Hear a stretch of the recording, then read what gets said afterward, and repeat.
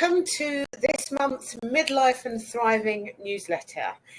Here it's all about guiding and resourcing midlife women back to the most important relationship of their lives, the one with themselves, through the lens of self-care, so they can take their beautiful, brilliant self out into the world and, do magical things. That's what we're here to do. These beautiful gifts that we've been endowed with are just for that. Joining me this month is the lovely, acclaimed author and internationally accredited self-love coach, Colinda Latour. Colinda, welcome to Midlife and Thriving. Oh, thank you so much for having me, Yvonne. I really appreciate it. Thank you. It's a joy to be here. Oh my goodness, so glad.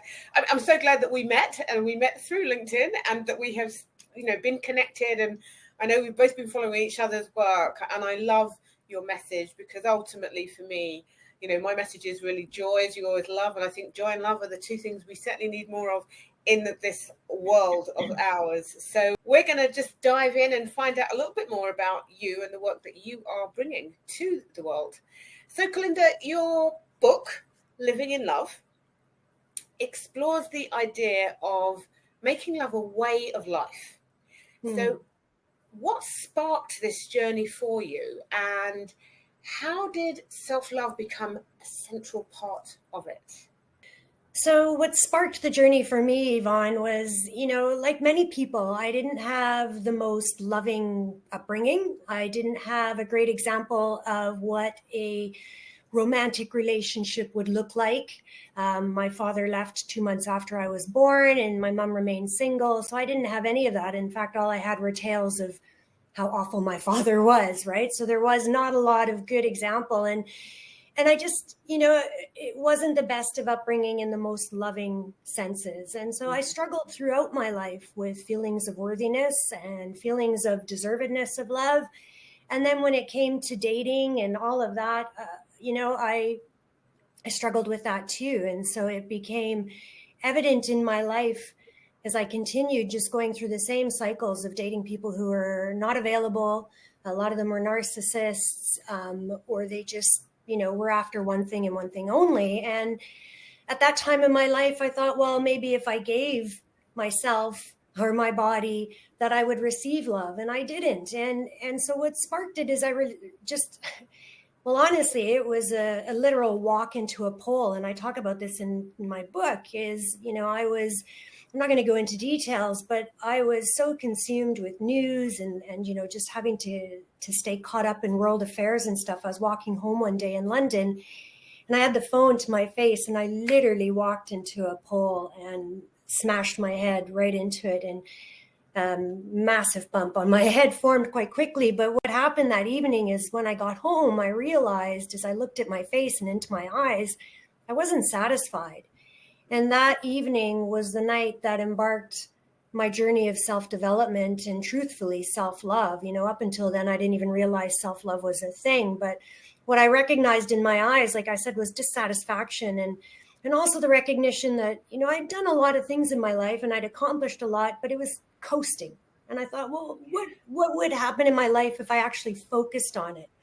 And so that began my journey of self-development. And along the way, I just started, listening to my inner monologue and going, ooh, I'm not talking to myself very nicely. And perhaps that's impacting my outer world as well. And through growth and just continuously working on myself, that I did reach a point where I did love myself, and this took a few years. I'm not going to lie. It took a while. I dug into every methodology and, all sorts of stuff. But in the end, I reached a plateau, and I reached a plateau where I was like, okay, I do love myself, but I want more.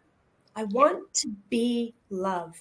I want to operate as much as possible from a state of love. I want to communicate, react, act from love.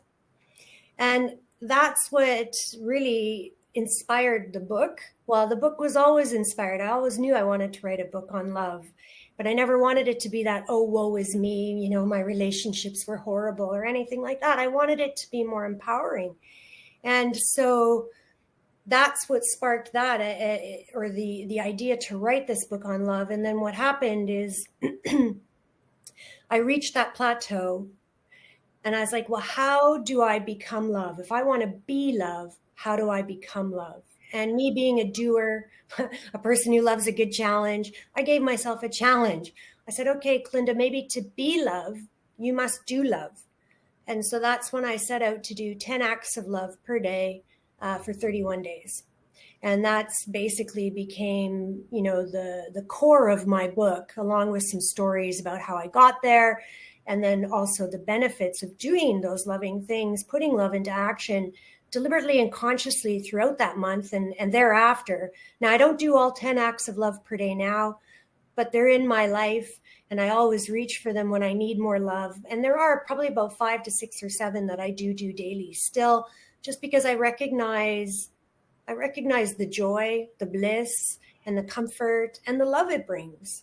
And so that's basically what sparked that. And how did self-love become such a central theme in it was that in my journey, I realized that all love must start with ourselves.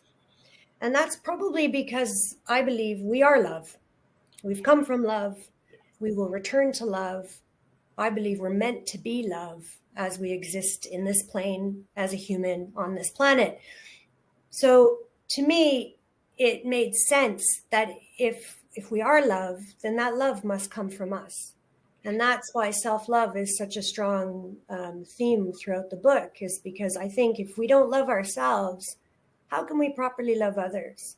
How can we show up properly and with a loving heart for others if we don't have that love and compassion for ourselves? Yeah. Oh, so many parts of that I love, Colinda. I love the pole story for one, because I do believe that that we do have these kind of like awakening moments. I mean, that happened and it prompted you to look at yourself and to have that connection and suddenly realize that all was not well in yourself. Don't worry about in the world, but in yourself, and taking that whole journey. So I love that. And I also love that you said it didn't happen overnight. It took time. And I think this is such an important thing for us to take on board, that you start today, you start small, and you just keep building and allow it to compound. The magic is the sticking with it, being consistent, and then getting to that place where it literally, it's like, it's your vibration. That's what you're putting out. So that very thing you were saying is, yep, you're not only feeling the love, you're being the love, you are doing the love. It pours from you without tons of effort, because it's what you stepped into. That is the energy that you are putting out there, and that is a beautiful thing. It's the energy you pour in, it's the energy you pour out. So yeah, I love that very much. Now, many women in midlife will ask, how do I even begin to love myself? It's like almost that seems so far away, so far out there. So what does self-love actually look like in real life? And what are some of the myths that we need to let go of to access it? Yeah, I think, there's a lot of self-love definitions out there, and many would just say it's the relationship you have with yourself, right? Some would say that it's your ability to be loving, caring, supportive, kind, compassionate, all of that, again, towards yourself, right? I have a very broad definition of self-love. My definition of self-love is that any act of love is an act of self-love. And for me, that's because when you act in love or do something that's loving, it makes you feel better. And I think that's an act of self-love, because ultimately, what is love all about, right? It makes us feel really good.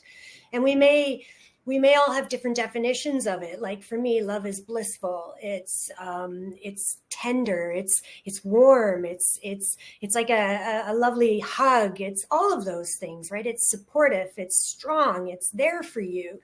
It's universal. It's divine. Like it can just go on. I mean, for me, love is omnipresent. And to me also, love is source. Like I said, we come from love. We'll return to love. I believe love is the very essence that we are made of, right? And so for self-love, for some women who may be like, well, what does it even look like? Or how do I even think about it? It's like, yeah, okay, maybe the simplest way to look at it is it's the relationship you have with yourself. Are you kind to yourself? How do you talk to yourself? Do you celebrate yourself? Do you fill your cup so you can fill or you can give to others without depleting yourself, right? Which so many of us do. We give and we give and we give. And if we don't love ourselves or care for ourselves and do those acts of self-love towards ourselves to keep us in this love-filled state, then that cup empties and then we end up resenting and things like that. And so for me, what does it look like?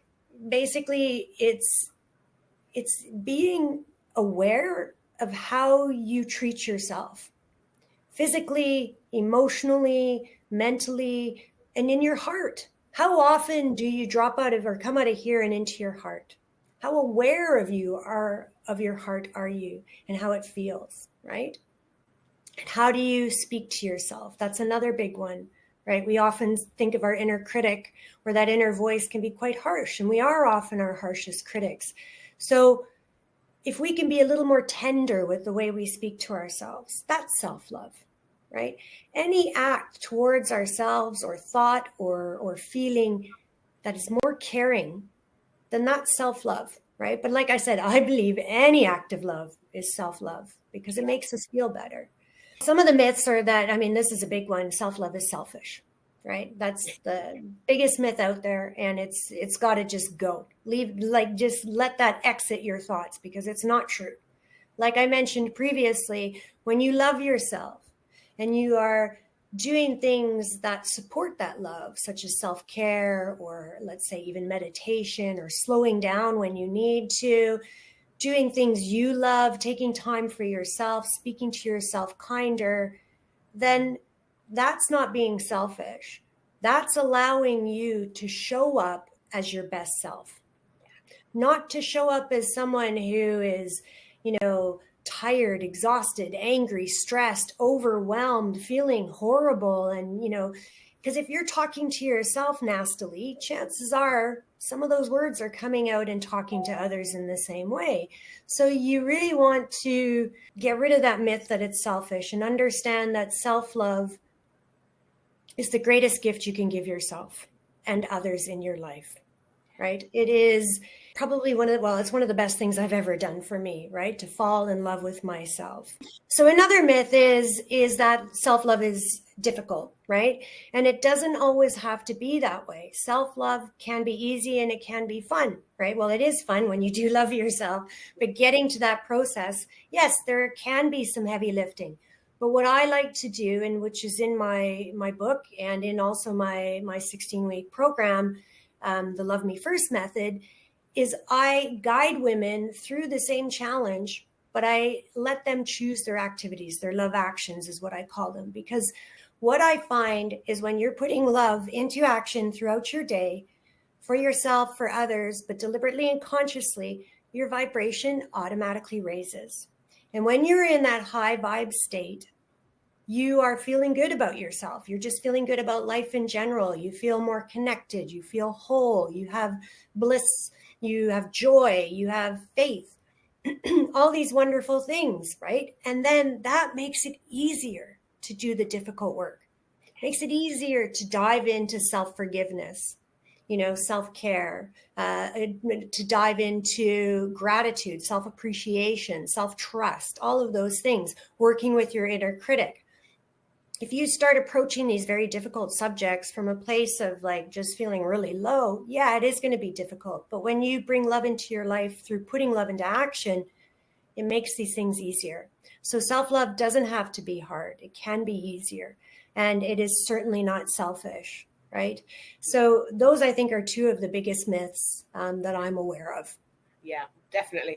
I have heard them both, most definitely, and have literally had so much pushback on this selfishness in particular, which is, again, a lot to do with the conditioning that we've had, to think that time invested in self is a bad thing when it should really all be going out there. So yeah, totally get that.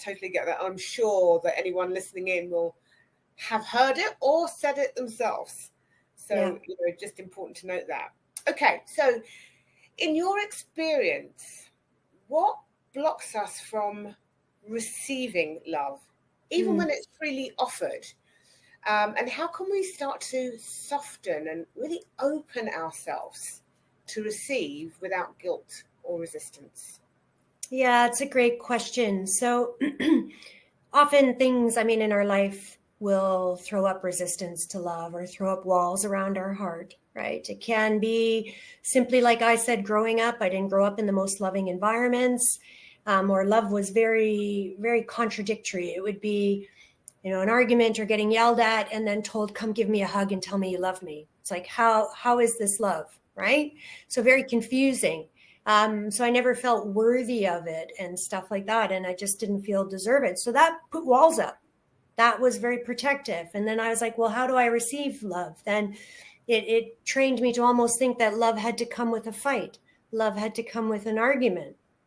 And, so that caused me to not receive open love freely and easily, right? So, it could be things in your childhood, but often it's the feelings of unworthiness and undeservedness. And those can come from many places. But I want to say something. We are all worthy of love simply by being born, just from existing. That's it. You don't need to create deservedness. You don't need to work at it. You don't need to try harder, think harder, anything like that. Simply from existing, you are worthy of love from yourself and from others. And other things, of course, as we get older, we go into the dating world, then that can throw up so many walls around our hearts, right? I mean, the number of times I tore down walls around my heart to try it again, and they just got bigger and bigger and bigger and thicker and higher and all of that. That stopped me from probably potentially opportunities that I just didn't even see because my heart was too closed. So another thing I want to put out there in that instance, if that's you, if you feel like your heart, you're just like, I don't want to give any more of my heart away. I'm done with it. Because that was a big thing for me was I was like, I can't keep giving my heart away.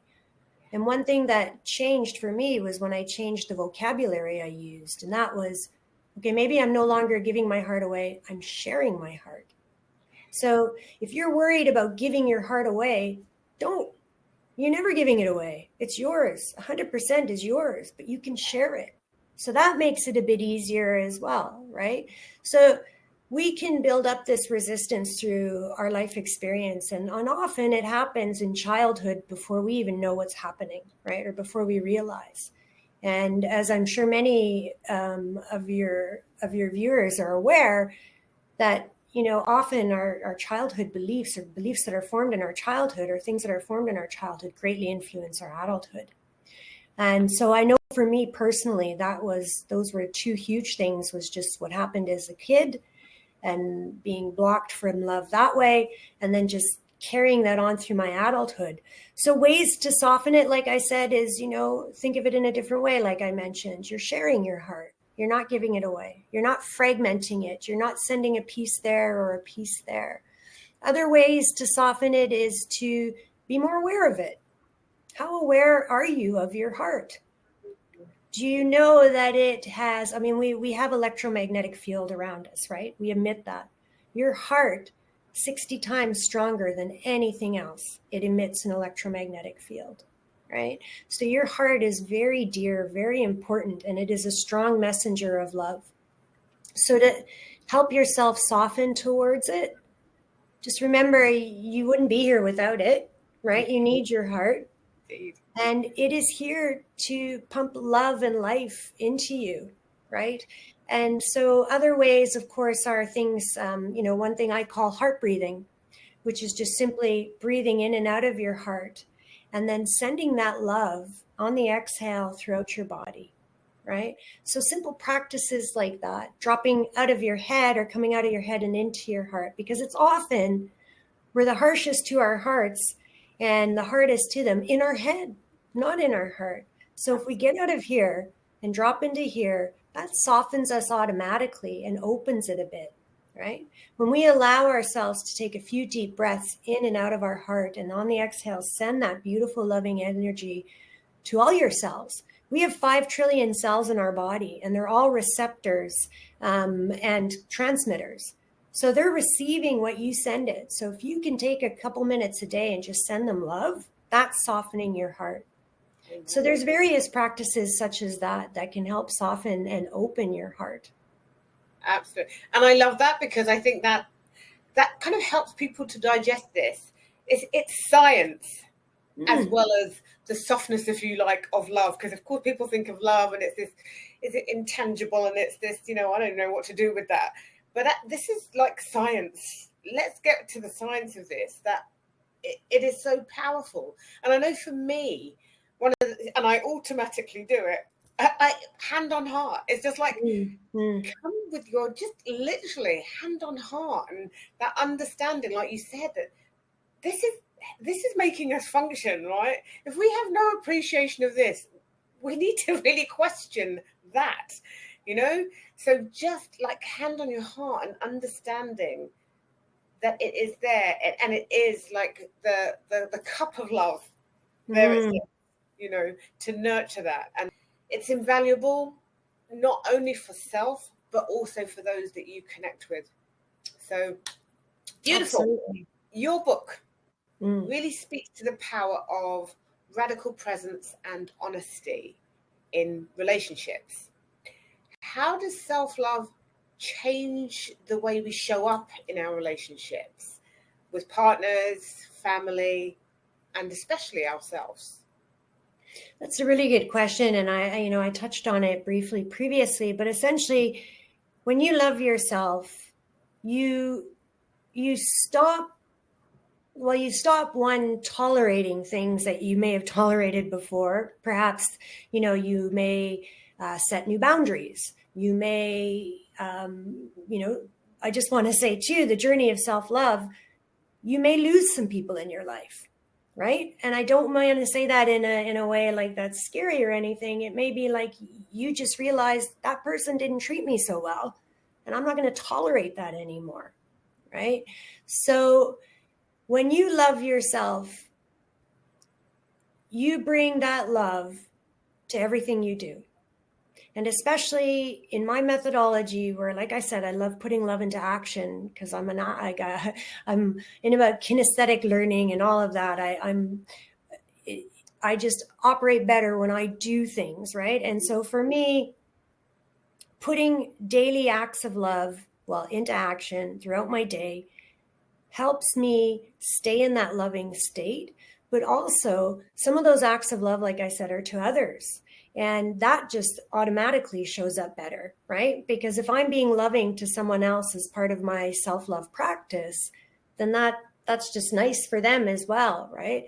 I know personally for me, I'm better in my friendships. I'm kinder. I'm more compassionate. I'm more empathetic. I have a greater understanding of where maybe they're at on their self-love journey, and the ability to go, okay, Colinda, have some empathy here, have some compassion here, because they're on their journey still. As well, professionally, that was one of the biggest things. And in fact, my next book is going to be about love at work, because so many people in the world don't love their jobs, but have to go through it day in and day out. But if you love yourself and are sitting there trying to keep in this nice state of love. And I know we can't always remain in a high vibe. I get that. That's fine. But you can do what you can to be there as often as possible, right? That again goes into your work. And if you love yourself, you have more confidence. That's going to show up in how you produce things for yourself, for others, for work, for your family. You're going to be kinder and probably more compassionate to your kids, things like that, to anyone, to strangers on the street. So in my journey of self-love, which culminated in the challenge, it got to a point where, because I was doing these 10 acts of love for 31 days, it got to a point where all I wanted to do was spread love. That's it. I just wanted to send more love out there, be more loving to more people, change the world. I still do. I have this grand vision of just creating a world filled with love, where everybody just greets each other with love, sends each other love through their hearts, right? It doesn't have to be vocal. It can be mental. It can be beautiful, imagining a beautiful beam of loving energy from your heart to somebody you pass on the street. So when you immerse yourself in love and become such in a love-filled state, of course that shows up in all your relationships. Most importantly, the one with yourself. Amen. You set Amen. boundaries without guilt, right? You, like I said, you no longer tolerate behaviors that once you did before. And that comes from yourself too, right? Maybe you start eating healthier. You start exercising more. You follow your dreams. You get out of the job you don't like and do something else, right? Because again, with self-love, you get confidence, you get wholeness, you feel whole and complete, you feel connected. And when you feel connected, why would you harm anyone else or think illy of anyone else when you recognize we're all one, we're all love, and we're all here, being human. So self-love shows up in every single relationship, and I believe every facet of your life. It shows up in every word you say. It shows up in every action you do. And I know I've become very aware when I'm not acting in love. And what does that do? It just makes me go, okay, well, next time, Colinda, maybe you can do this a bit more loving. It's certainly impacted my relationships, my romantic relationships. Since I've done the work on myself, I've met the partner of my dreams. I'm incredibly happy. And I'm also aware how to be a more loving person in that relationship. I'm more loving with my family. The list goes on and on. It's self-love, like I said, is it just expands, and to what I believe becomes divine love, where it just is omnipresent and you feel love everywhere. Beautiful. Beautifully said. I love that. And yes, we definitely need more of that in our world. And I say that from my heart, 100%. So you've spoken before about healing through love rather than from a place of brokenness. Can you share how this approach has shaped your personal healing or that of others that you've actually worked with? Yeah, absolutely. So one, I don't think anyone is broken, right? We're not. And there's a quote I heard once, I don't remember the name of who said it, so I'm not going to quote it exactly. But what they said is, nobody is broken. What these people may need, or people who feel they're broken may need, is just a little more care and support. So right there, that's coming from a place of love as opposed to broken. Because when you think you're broken, you think something's wrong with you.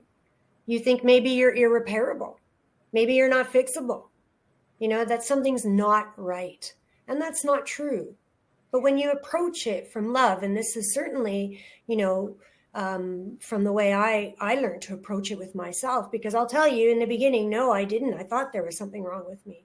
In the early days before I even knew what self-love was, I was questioning, well, what's wrong with me? Why doesn't anyone love me? Why are all my romantic ventures failures? All of this stuff. And I beat myself up. That inner critic became very, very loud. And that was from a place of brokenness, right? Something's wrong. What am I doing? It's not right. All of that stuff. And that doesn't help, because how can you empower yourself and love yourself or give yourself that love when all you're doing is berating yourself? So when you can approach it from a place of love, in the sense that nobody's broken, we're all whole, we are one, we are connected. And if you can see it from that place of wholeness, then it's a bit easier than approaching it from a place of brokenness. So when you approach it from love, it's a much more gentle approach. It's a much more forgiving approach. It's a beautiful approach, because it's love, right? And love, you feel physically, you feel emotionally, you feel it in your heart, you feel it in your thoughts and your mind and all of that. And when you can grant yourself permission to show yourself that love and lift yourself up from there, it's much more empowering than from berating yourself, right? And I often say too, like, I don't try to silence my inner critic. She's much quieter now, but I never did. I wanted her to become my best friend because often, that inner critic, she got me places. She may not have done it in the nicest ways, but she got me many places in my life. And now, when I first started really working with that, I talked to her differently. I said, look, I don't talk to myself this way anymore. I'm gentler with myself.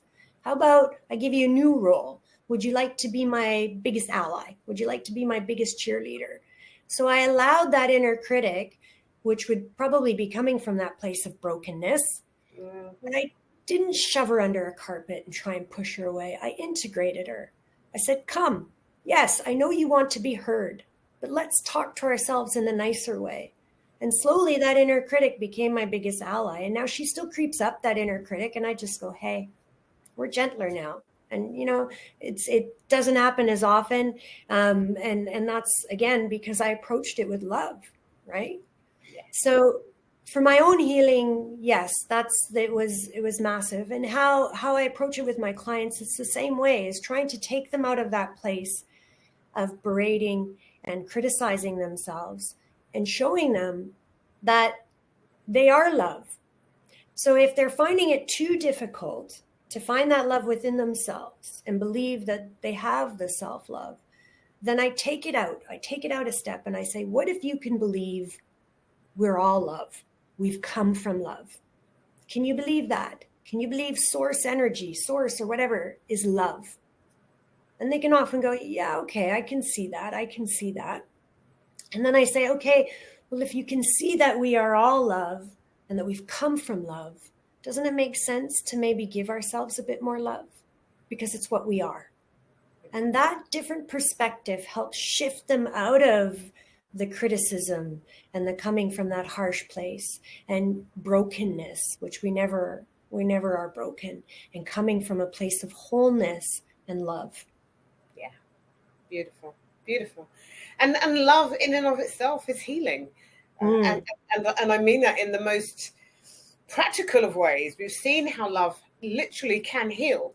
Yes. Therefore, understanding that we all have a role to play in that by loving ourselves, by being the love that we were put here to be, and how we can utilize that, not only for ourselves, but for others, I think is, again. Absolutely. I mean, in the book, doing the research for the book, I came across several studies that indicated just even having someone you loved with you while being subjected to heat helped. So they had the control group who didn't have anyone that was with them that they loved, and they were subjected to heat and they suffered worse. Then they had people who just even looked at a picture of someone they loved and they could tolerate more of it. And then they had the person holding their hand of a partner who was at least 6 months into the relationship. And that was, again, less pain. And so, and there were other things as well, other studies I came across, but you're absolutely right. It's been proven love heals. Absolutely. As if we need anything else to convince us of the importance of self-love. There it is. Excellent. Okay. So if a woman is reading Living in Love and feeling both helpful and unsure, because I think, when you kind of go into this for the first time, that's bound to happen. There's going to be, I'm really hopeful, I really want to get something from this, but is it really going to work? So then you're going to have that approach. What's one gentle reminder or practice that you'd offer her as a place to begin her journey back to self-love? And I say back because, as you said, we've come from it. Yeah. One, that's a hard one. Well, one, again, I think is just to remind us that we're whole, we're love. That's I think that's a big one, is we've come from love.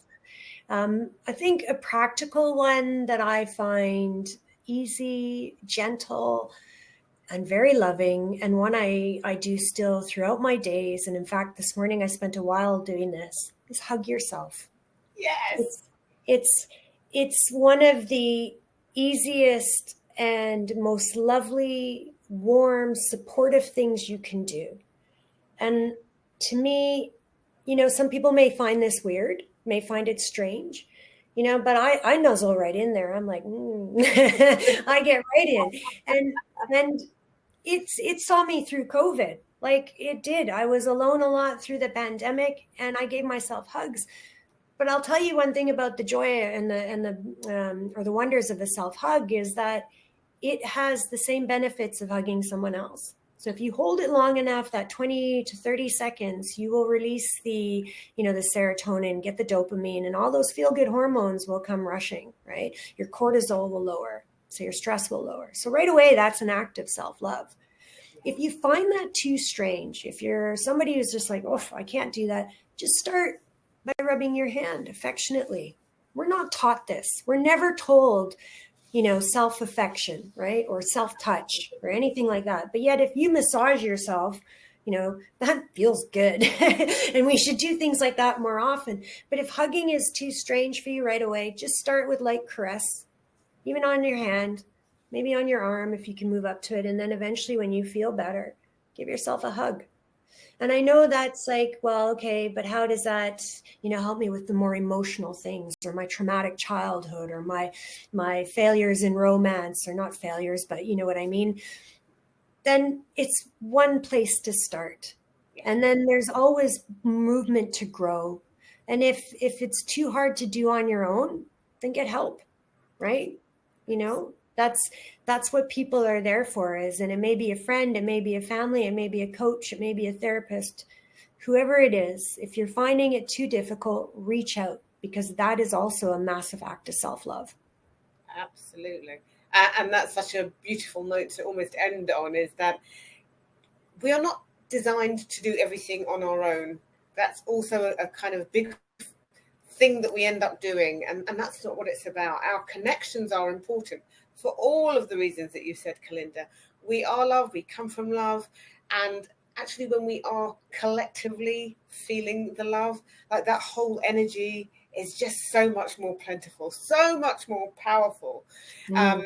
So yeah, that for me, that is such an important thing. Get the help you need when you need it. Don't just be in it and feel helpless. That's never going to kind of take you to the places that you want to go to from. Now, Colinda, I haven't asked you this in advance, so I'm just going to ask you now, have you got your book to hand? Because I should have had your book to hand. I do. Yes. Yes, so let's hold that up. I don't know how clearly anyone will see it. There'll be a link to where you can go get it anyway, probably below the video. So be aware of that. But get the book, have a read, put some of those practices into place. And do you know what? Don't expect immediate, because that's the other thing. It's like we want everything yesterday. It's like, all of these things take a bit of time. So do the practices. They're called practices for a reason. You practice them, right? And you practice them until you embody them. Once you've embodied them, then they just, as Colinda was saying earlier, you just feel them. They just come from you. The heavy lifting has been done. So beautiful. Colinda, I just want to thank you so much for joining me this month. It's been a joy and a pleasure.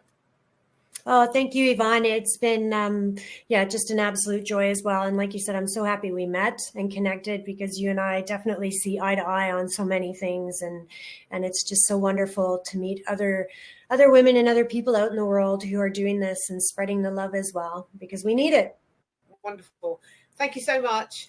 And for those watching, I hope you enjoy it. Please, Colinda's contact details will be below the video, so do connect with her if you're not already connected to her. Any questions, any thoughts about the book, or anything else, just reach out. She is the self-love coach. She's the woman to reach out to. Blessings. Thanks, Colinda. Thank you so much, Yvonne.